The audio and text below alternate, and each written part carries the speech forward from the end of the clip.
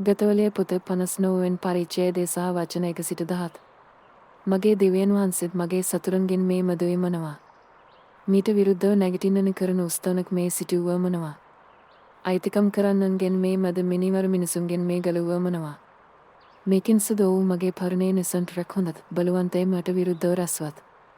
ස්වාමින් ඒ මගේ අපරාධයක්වත් පාපයක්වත් නිසා නොවේ. මගේ දෝෂයක් නැතුව ඔවුහු දිවි ඇවිත් සූදානම්වත්. මට උපකාර කරන්නට පොබුදු බැලුව මොනවා. සෙනවල දෙව්ව ඉශ්‍රායලගේ දෙව්ව ස්වාමින් සියලු අනේ ජාතීන් විමසන් පෙනස නැගිටුණු මොනවා. දුෂ්ටව අපරාධකාරී කිසිවෙකුටත් කරුණු නොකළ මොනවා. ඔවුහු සවසා අපසුවේත් බල්ලක් මෙන් ගොරුවමින් නුවර වැට කර යුතු. බැලුව ඔවුන්ගේ කටන ශබ්ද නිකම්වත් ඔවුන්ගේ තලවල කඩා ඇති.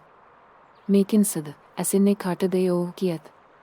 එහෙත් ස්වාමින් ඔබ ඔවුන්ට සංසංසක ඔබ සියලු අනේ ජාතීන්ට කුවටකම් කරනසක.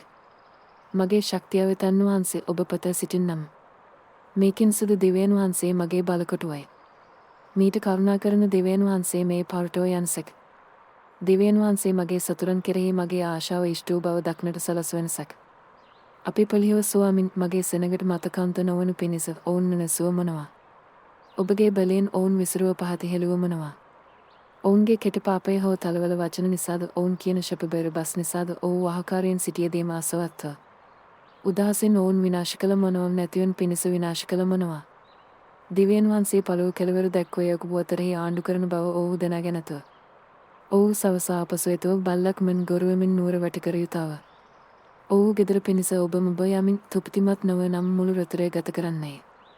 නමුත් මම ඔබගේ ශක්තිය ගැනගේ කියන්නම් එසේ අලියමී ශබ්දනගේ ඔබගේ කරුණාව වර්ණන කරන්නම්.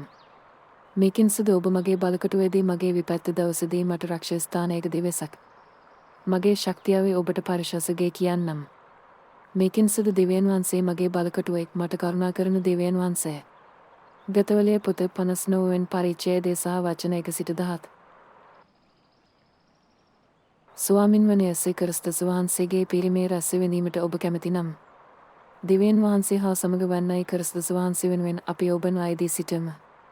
මේකින් සුදු දෙවියන් වහන්සේ ලෝකයට කොතරම් පිරිම් කළදේත් උන්වහන්සේ තම ඒකජාතික පැතිරේ දෙනසක. එසේ කළේ උන්වහන්සේ කෙරෙහි අදාහගන්න ඕනෑම කෙනෙක් විනාශ නොව සිදු කළ ජීවනය ලැබෙන පිණිසය. මාසයිස් දක්වැදි නැති තුන්වන දෙන මුළුවන්ගෙන් නැගිට පව් කැමුව සඳහා පසුතුවම සියලු ජාතීන්ට ඔහුගේ නමයෙන් පරකාශ කරනු ලැබූ. අද ඔබ ඔහුගේ හඬ අසන්න නම් ඔබ හදවත් දැඩි නොකරන්න. දැන් පිළිගත හැකි කාලයේ දැන් ගැලවීම දවසය. ස්වාමින් ගැලවීම ලැබීමට මේ කුමක් කළ යුතුද? ස්වාමින් වන යසේ ක්‍රිස්තුස් වහන්සේ කෙරෙහි විශ්වාස කරන්න. එවිට ඔබ සහ ඔබ පවුලේ අය ගලවන්න ඇති. යසේ ස්වාමින් බව ඔබ මුගෙන් පාපොච්චරණය කර දෙවියන් වහන්සේ මුළුවන්ගෙන් උත්ථාන කළ බව ඔබ හදවතින් විශ්වාස කරන්නේ නම් ඔබ ගලවන්න ඇති.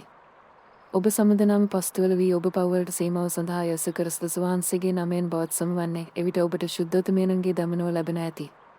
වෙන කිසිවක් තුළ ගැලවීමක් නැත. මේකෙන් සුදු අපට ගැලවීම ලැබිය යුතු වෙනත් නමයක් සවර්ගයේ යට මිනිසුන් අතරද නැත. එකම දෙව් කෙනෙක් සහ දෙවියන් වහන්සේ සහ මිනිසුන් අතර එකම මැදිහත්කරුවෙක් ඇති. එනම් මනුෂ්‍ය ක්‍රිස්තුස් යේසු. ස්වාමින් වන ජේසු ක්‍රිස්තුන් වහන්සේගේ කරුණාව දිව්‍යන් වහන්සේගේ පිරිමේ සහ ශුද්ධෝතමයන්ගේ සහභාගීකීම ඔබ සෙමට වූයේ. අපගේ ගැලවුම් කර එකම පිරිවන්ත දිව්‍යන් වහන්සේට මෙහිමයි ගෞරවයේ ආධිපතියේ සහ බලය දෙන සහ සදාටම විවි. සූතිය සහ ආමන්. අගපෝ දෙකරුදී. සීමාවන් ඉක්මවා යන සාක්ෂි